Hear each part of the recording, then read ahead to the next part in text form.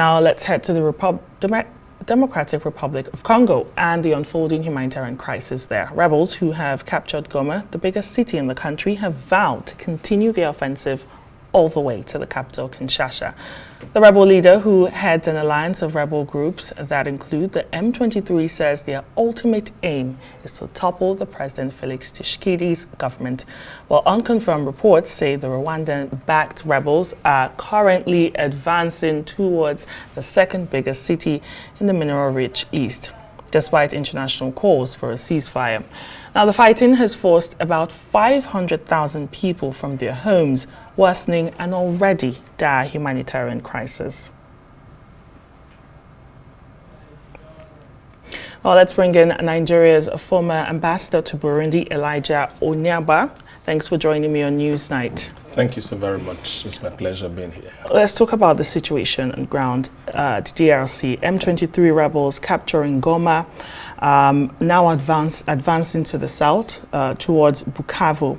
This resurgence we've seen has escalated the issues that they're having in that country. In your view, what might be some of the primary drivers behind this renewed offensive, and why is this rebellion proving so difficult to contain? First, it's important to understand the historical perspectives, that has given rise to this over time. I worked in that region, in the East African Community region, for about 3 years representing Nigeria. So I have a fair understanding as to what has been going on in the region. That region is, they've struggled a lot with ethnic violence and tension for quite some time. And if you want to find out what's going on there, you have to go back about 31 years ago, following the aftermath of the 1994 Rwandan genocide. What we refer to as the Rwandan genocide is the killing of the Tutsis by the Hutus. And that arose as a result of the death of the president of Rwanda and the president of Burundi, who were both Hutus at the time. So they went for an AU meeting and they were coming back. The flight was shut down and both presidents died. In reaction to that, the Hutus, feeling that this was probably masterminded by the Tutsis, began to kill the Tutsis. So, and that process, between about 1 million Tutsis and moderate Hutus were killed in that process. And at the time, the president of Rwanda, now President of Rwanda, Paul Kagame, was working with Uganda. He was the director of military intelligence in Uganda. In fact, he actually fought with Yoweri Museveni, and then they toppled in the Amin government, and of course he was there. And he stepped in with his troops into Rwanda, tried to overcome the Hutus that were in charge at the time, and declared himself president at the time. So some of the Hutus that were in charge fled to Eastern DRC. And then in fleeing to Eastern DRC, it just meant that they continued to be a security threat, quote and unquote, to the people of Rwanda, because they actually maintain a very large border between themselves and Rwanda. So this is also, you can't analyze these issues without having to go back to understand the root cause of these issues. And the next cause, again, is, after that genocide and these Hutus moving into Eastern DRC, where you have Bukavu, and in fact, Goma is actually the capital of North Kivu, and they are moving south now to try to head to Southern Kivu, which has the Bukavu. Goma is the capital of North Kivu. So what is going on at this point in time is that you will find out that with Rwanda trying to find a way to continue to defend their territory, another rebel group, don't forget that DRC is a country that have about 111 million people. In size, let's put it in context, DRC is 2.5 the size of Nigeria by landmass. So that's quite huge in terms of coverage, even for political leaders as well. So what is going on at this point in time is that DRC is one of the most resourced nations on the face of the earth, particularly on the eastern DRC part. They've got gold, they've got cobalt, they've got diamonds there. So sometimes it's about scavenging of these resources and exploitation of these resources. And you can see that the Congolese are now saying that M23, which is actually Tutsi-led, is alleged to have the support, training, and backing, and even funding of the Rwandan government. And there's also this perception that countries like Uganda, countries like, from the West, France, Belgium, are also indirectly supporting what is going on there. There are quite a lot of UN reports that is alleging that most of the minerals exploitation there is also happening by Rwanda. That's on the eastern part. So what has happened is that they have actually moved in. It's alleged that the movement to go and capture Goma is also being sponsored. In fact, that there were military involvements of the Rwandan military to help them in the capture of Goma. So this is an issue. And if you also date back, after that 1994, there was also 1996-97 First Congo Civil War.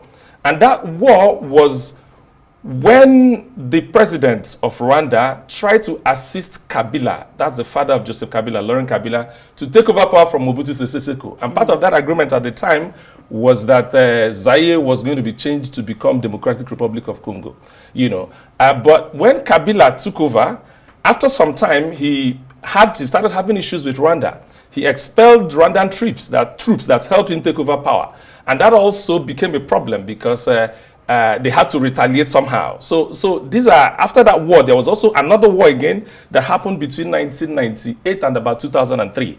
In the same, about 5 years war, in this same region, quite a lot of countries were involved, in that war. It took quite, for some time, it took quite about 5 years before, the war could end. So these are issues. The M23 has, is alleged to be sponsored by Rwanda. And to that extent, the whole idea is that they had to find a pro-Rwandan rebel that can ensure that they are pushing and ensuring that, the Hutus that are supposedly living in the Eastern DRC is not having access to coming to have their way into Rwanda. So these are the background to these issues. You just answered my next question. I was going to ask you about the Rwanda's involvement, because there's reports that Rwandan troops and heavy weapons are being used in this conflict. I was going to ask you what role Rwanda was playing in this crisis, and also